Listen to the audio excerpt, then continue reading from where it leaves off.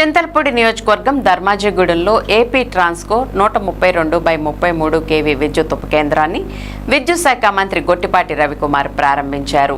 ఈ కార్యక్రమంలో గృహ నిర్మాణ శాఖ మంత్రి Kolusu Parthasarathy, Chintalapudi MLA Songa Roshan Kumar, Denduluru MLA Chintamaneni Prabhakar, Unguturu MLA Pachamatla Dharmaraju, Gopalpuram MLA Maddipati Venkataraju, ZP chairman Ganta Padmasri, విద్యుత్ శాఖ అధికారులు, కూటమి నాయకులు, కార్యకర్తలు పాల్గొన్నారు.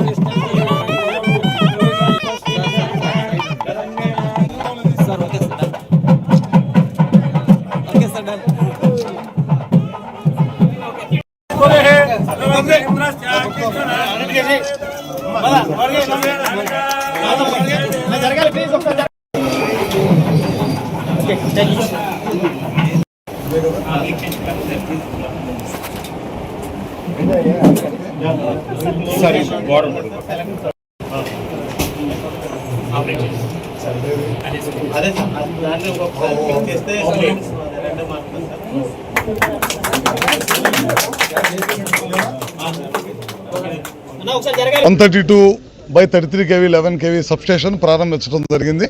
దాదాపు సంవత్సరాలు పట్టింది సబ్స్టేషన్ మొత్తం కూడా శంకుస్థాపన చేసిన తర్వాత ప్రారంభించడానికి. లైన్స్ ప్రాబ్లం అయ్యి ఇప్పుడు మొత్తం కంప్లీట్ చేసి మొత్తం ప్రజలకు వినియోగంలో తీసుకొచ్చాం అనమాట. ఇట్లాంటి సబ్స్టేషన్స్ అన్నీ కూడా ఎక్కువ రావాలి. 132 కానీ 220 కానీ అదేవిధంగా 400 kV సబ్స్టేషన్స్ కానీ, ఎందుకంటే పవర్ యూటిలైజేషన్ పెరుగుతుంది కాబట్టి సబ్స్టేషన్స్ ఎక్కువగా నిర్మాణం చేయాలనే దానికోసం దాదాపు 48 సబ్స్టేషన్స్ రాష్ట్ర వ్యాప్తంగా చేపడతా ఉన్నాం, పెద్ద సబ్స్టేషన్స్ ట్రాన్స్కో ద్వారా.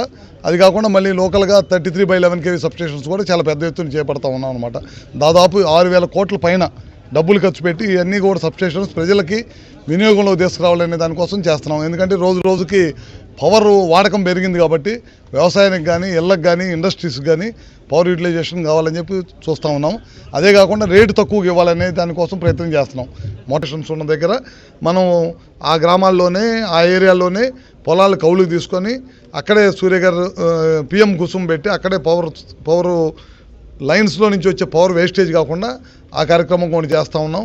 ఇట్లాంటి అన్ని కార్యక్రమాలు ఈ ప్రభుత్వం వచ్చిన తర్వాత చేపడుతుందని చెప్పి కూడా మీ అందరికీ తెలియజేస్తూ ఉన్నాం.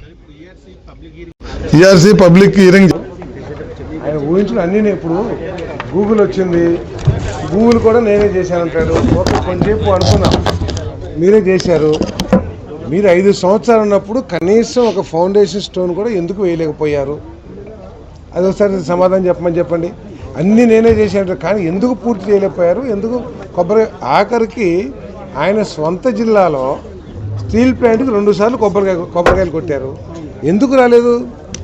కారణం ఏంటి చెప్పాలి కదా. కాబట్టి క్రెడిట్ ఉన్నోడికి క్రెడిట్ చోరీ, కానీ క్రెడిట్ ఉన్నోడికి చోరీ ఉంటుంది.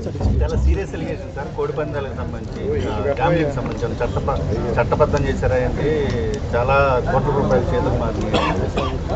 ఏమండి, ఎక్కడ కూడా చట్టబద్ధం చేయలేదు. కొన్ని ఉన్నాయి. దాంట్లో పోలీసులు కేసులు పెట్టారు. అప్పుడు కూడా గతం నుంచి ఇది ఈ జిల్లాలో పర్టికులర్గా ఎన్నో దశాబ్దాల నుంచి వస్తున్న సాంప్రదాయం అనుకోండి అది. సో పోలీసులు చాలామంది అరెస్ట్ చేశారు, కేసులు పెట్టారు, కానీ ఎక్కడ చట్టబద్ధం చేయలేదు. రెగ్యులర్ గ్యాంబ్లింగ్ అవకాశం లేదు. రెగ్యులర్ గ్యాంబ్లింగ్ గవర్నమెంట్లో రెగ్యులర్ గ్యాంబ్లింగ్ అవకాశం లేదు. ఓకే, సరే.